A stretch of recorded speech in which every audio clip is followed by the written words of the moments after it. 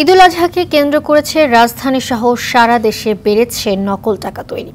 জাল টাকার তৈরির কারখানা সহ মূল হোতাকে আটকের অভিযান চালাচ্ছে আইন শৃঙ্খলা বাহিনী। যাত্রাবাড়ি এলাকা থেকে সরাসরি যোগ দিচ্ছেন সহকর্মী সুমন তানভীর। তানভীর, কি পরিমাণ জাল ও নকল টাকা উদ্ধার করা হয়েছে? অভিযানের বিস্তারিত জানাবেন আমাদের।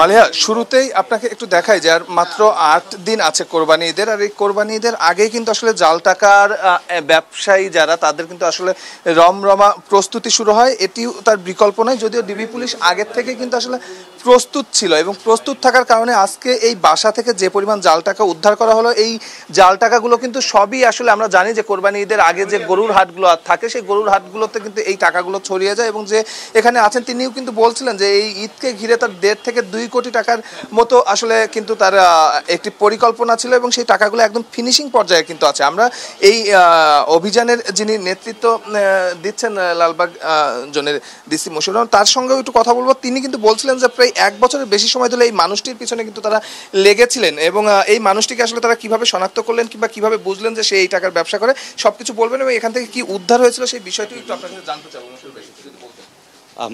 আপনারা দেখেছেন এখানে একেবারে বান্ডেল আকারে তৈরি করা 1000 টাকার নোট, 500 টাকার নোট, 200 টাকার নোট।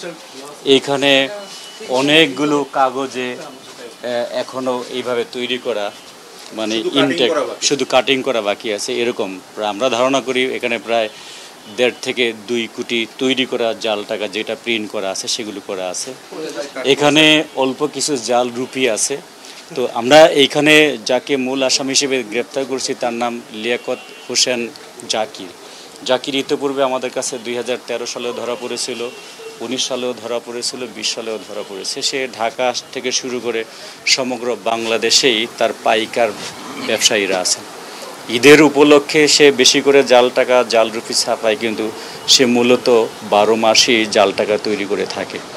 তো এই লোকটাকে ধরার জন্য আমাদের অফিসাররা প্রায় 2 বছর ধরে চেষ্টা চালিয়েছিল। সে টেকনোলজি বিচ্ছিন্ন থাকে, সে কখনোই জাল রুপি খুচরা বা পাইকার কারো কাছে বিক্রি করতে যায় না। তার কতগুলো মহিলা কর্মী আছে, তার কতগুলো পুরুষ কর্মী আছে, যাদেরকে সে প্রতি মাসে প্রায় 2.5 থেকে 3 লক্ষ টাকা বেতন দিয়ে থাকে।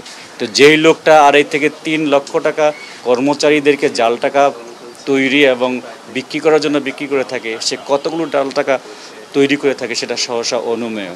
তো আমাদের চেষ্টা ছিল এবং গত রোজার ঈদের সময় আমাদের এই অফিসারই চট্টগ্রাম, ঢাকা বিভিন্ন জায়গায় অভিযান চালিয়ে তার কতগুলো সহযোগীকে বেশ কিছু জাল টাকা সহ আমরা গ্রেপ্তার করেছিলাম, কিন্তু কারখানা ধরা সম্ভব হয়নি, তাকেও ধরা সম্ভব হয়নি। আমরা এবার সফল হয়েছি, যেহেতু সে বাগেরহাট এবং খুলনা থেকে বড় অঙ্কের টাকা থেকে তৈরি করে ঢাকায় এনে সহসা মানুষের কাছে, বিভিন্ন জেলার মানুষের কাছে বিক্রি করার জন্য এখানে আসছে পরে আমরা অন্য মহিলা পাইকারের মাধ্যমে তাকে গ্রেপ্তার করতে পেরেছি। আপনি শুনছিলেন যে আসলে কিভাবে ডিবির জালে এই জাকির আসলে ধরা পড়লো এবং তার যে সহযোগীরা আছে তারাও কিন্তু এই বাসায়, অর্থাৎ যাদের ক্রেতা আছে তাদেরকে কিন্তু আসলে পাওয়া গেছে এবং তাদের কাছ থেকে প্রাথমিকভাবে জিজ্ঞাসাবাদ শেষে ফাইনালি যে ব্রিফিংটা আছে সেই ব্রিফিংটা আমাদের করবেন, যে অর্থাৎ কত টাকা এখান থেকে উদ্ধার করলো সবকিছু। তো আমরা পরবর্তী সংবাদে নিশ্চয়ই তার বিস্তারিত হয়তো আপনাদেরকে জানাবো নিশ্চয়ই। মালিহা, ধন্যবাদ আপনাকে।